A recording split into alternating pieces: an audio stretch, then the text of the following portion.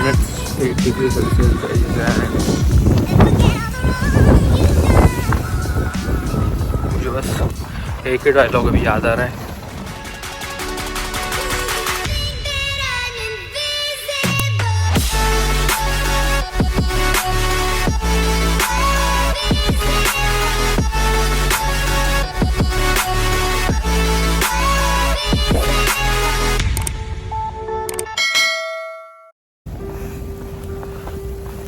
पिछले 2-3 दिन से बहुत बर्फ़ गिर रही है यहाँ पे। नॉर्मल टेम्परेचर, एवरेज टेम्परेचर यहाँ पे -6 -5 चल रहा है। अभी तो -8 डिग्री सेल्सियस है। एंड बाहर जाने के अलावा कुछ ऑप्शन भी नहीं था मेरे पास, क्योंकि वीज़ा की अपॉइंटमेंट है। एक तो बहुत मुश्किल से वीज़ा की अपॉइंटमेंट मिलती है यहाँ पे। अगर वीज़ा अपॉइंटमेंट नहीं मिला तो लोग रात के 12 बजे जाके लाइन में खड़े रहते हैं और पूरी रात वेट करते हैं। तो आप इमेजिन कर सकते हो ये ठंडी में क्या होगा उन लोगों का। तो मुझे यहाँ पे अपॉइंटमेंट मिला था 3 महीने पहले, ऑलमोस्ट 5 नवंबर को मैंने अपॉइंटमेंट लिया था। तो आप समझ सकते हो कि अपॉइंटमेंट मिलना यहाँ पे कितना मुश्किल है। तो अगर आपको वीज़ा एक्सटेंड करना है तो हो सके उतना जल्दी अपॉइंटमेंट लीजिए।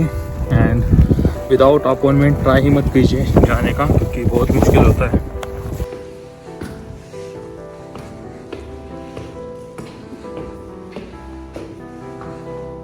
सो गाइस, अभी मैं यहाँ पे वेट कर रहा हूँ एंड पीछे जो स्क्रीन है वहाँ पे दिखाई देता है कि आपका अपॉइंटमेंट नंबर एंड रूम। अभी मैं वेट कर रहा हूँ मेरे अपॉइंटमेंट के टाइमिंग का। एंड यहाँ पे स्क्रीन पे दिखाई देता है कि आपका appointment number and room number. A little longer than a few minutes later. So guys, मेरी अभी अपॉइंटमेंट हो चुकी है एंड मुझे वीज़ा भी दे दिया है उन्होंने। तो मैं बाकी डिटेल्स घर पे जाके बताता हूँ आपको कि मैंने डॉक्यूमेंट्स क्या क्या कैरी किए थे एंड ऑल, क्योंकि बाहर तो ज़्यादा बर्फ़ पड़ रही है। तो मैं एक्सप्लेन नहीं कर सकता ज़्यादा अभी, यहाँ पे रुक भी नहीं सकता बाहर ज़्यादा।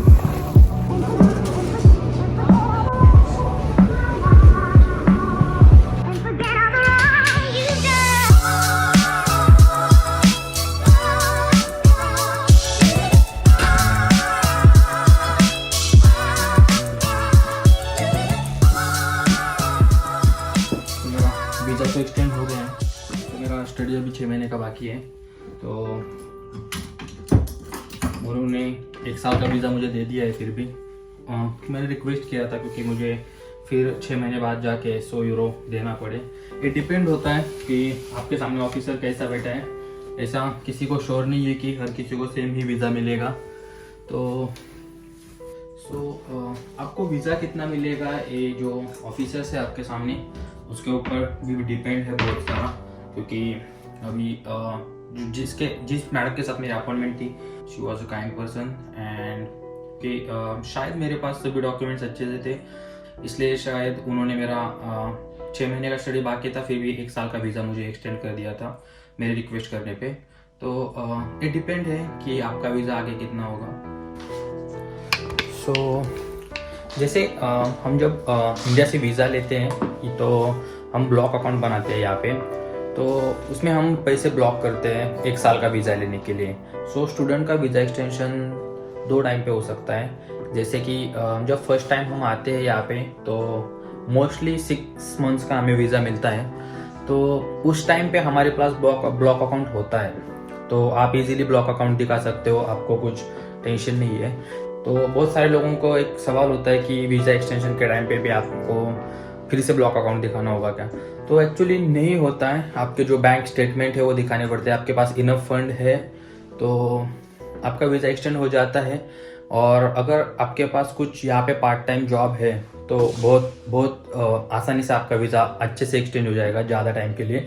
शायद मेरा भी वही हुआ। मेरे पास पार्ट टाइम का कॉन्ट्रैक्ट है, तो उस मैडम ने मुझे कुछ पूछा भी नहीं ज़्यादा फंड के बारे में। अगर आप फर्स्ट टाइम जब आते हो 6 महीने का आपको पास वीज़ा होता है, और उस वीज़ा एक्सटेंशन के टाइम पे अगर आपका पूरा कोर्स कंप्लीट होने तक का आपका वीज़ा मिलता है, जैसे समझ लो 2 साल का, तो बहुत अच्छा है। तो आपको कुछ ज़्यादा टेंशन नहीं है, एक ही बार में हो जाएगा काम सब। लेकिन उस टाइम पे अगर आपका समझ लो 1 साल का वीज़ा दे दिया और आपका कोर्स 2 साल का है, तो जब तो कुल मिला के 1.5 साल आपका कंप्लीट होता है कोर्स का और 6 महीने बच जाते हैं कोर्स के, तो उस टाइम पे आपका ब्लॉक अकाउंट खाली हो चुका होता है ऑलमोस्ट। तो उस टाइम पे आपके पास फंड कितना है और आपके पास पार्ट टाइम जॉब है क्या नहीं, उसके ऊपर आपका वीज़ा एक्सटेंशन मोस्टली कितना होगा ये डिपेंड है।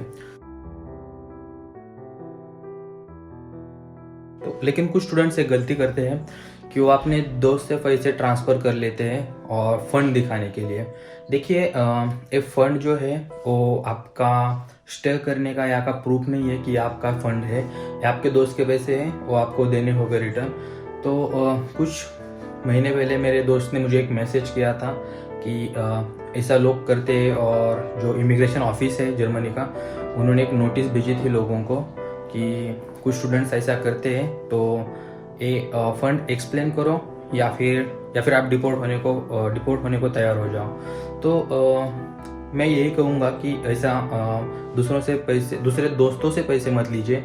अगर आपको फंड दिखाना है तो आपके ब्लड रिलेशन जो होता है, जैसे पाप या फिर आपकी मॉम, उनसे पैसे लीजिए, इंडिया से ट्रांसफ़र करवा लीजिए, तो वही आपका यहाँ पे रहने का प्रूफ है। या फिर स्पॉन्सरशिप दिखाइए कि आपके पेरेंट्स आपको फंड देने के लिए तैयार है, तो उससे आपका काम हो जाएगा। तो ये गलती प्लीज़ मत कीजिए, क्योंकि कुछ लोगों को लेटर आ गया है इमिग्रेशन ऑफिस से कि वो जो फंड होते हैं वो एक्सप्लेन कीजिए या फिर डिपोर्ट होने को तैयार हो जाइए। तो वीज़ा एक्सटेंशन के लिए प्लीज़ दोस्त से पैसे वगैरह मत लीजिए, वो आपके यहाँ पे रहने का फंड नहीं है।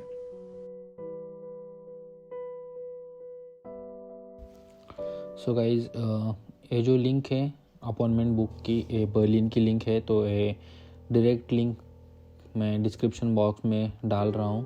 तो अगर आपको अपॉइंटमेंट बुक करनी है तो आप डिस्क्रिप्शन बॉक्स से लिंक ले सकते हो। सो इसमें बेसिक इन्फो है, सिटीजनशिप क्या है, फलाना ढिमकाना, तो ये आपको पता है। बस इसमें एक मोस्ट इम्पॉर्टेंट थिंग है कि यहाँ पे जो रेसिडेंस परमिट सिलेक्ट करना है वो बस ध्यान से सिलेक्ट करें कि residence permit to prepare for study, section 16B para 1। सो ये बस ध्यान से सिलेक्ट करना, बाकी सब तो इन्फॉर्मेशन बस आपको फिल करना है। so, बाकी इतना कुछ डिफ़िकल्ट नहीं है। सो बस अच्छे से इन्फॉर्मेशन पढ़ के फिल कीजिए एंड आगे बढ़िए। तो आगे आपको आपकी खुद की इन्फॉर्मेशन डालनी है। ये सब आपको हर टाइम करना पड़ेगा जब भी आप अपॉइंटमेंट लेने के लिए ट्राई करोगे। सो मैं आगे आपको दिखाता हूँ कि आगे आप खुद ही देखिए कि अपॉइंटमेंट की तारीख मिलती है या नहीं, क्योंकि मैं भी अभी ट्राई कर रहा हूँ आपके सामने। तो देखते हैं आगे अपॉइंटमेंट की डेट मिलती है या नहीं। सो जैसे मैंने एलमेंडू के वीडियो के टाइम पे बताया था कि सुबह सुबह ट्राई कीजिए, मोस्टली अपॉइंटमेंट्स दिख जाते हैं। तो आप यहाँ पे देख सकते हो कि ऑलमोस्ट एक भी डेट अवेलेबल नहीं है आगे के 5 मंथ के लिए। तो आप सोच सकते हो कि कितना डिफ़िकल्ट है अपॉइंटमेंट लेना। सो ये बार बार ट्राई करना पड़ता है। तो जब भी आपको याद आए ट्राई कीजिए एंड जैसे दिख जाए तो अपॉइंटमेंट बुक कीजिए।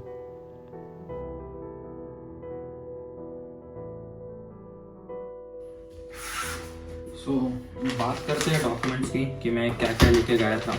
तो फर्स्ट ऑफ ऑल मैं ये बताना चाहूँगा कि आपके पास जो भी डॉक्यूमेंट्स है आपके, तो पूरी फाइल कैरी कीजिए, क्योंकि आपको पता नहीं है कि कुछ एक्स्ट्रा डॉक्यूमेंट कब आगे वाला पर्सन मांग ले आपसे। तो मैं यही सजेस्ट करूँगा कि जितने भी डॉक्यूमेंट्स है वो लेके जाइए। क्या फ़र्क पड़ता है ऐसे कितने डॉक्यूमेंट्स है और ऐसा कितना वेट कैरी करना पड़ेगा आपको।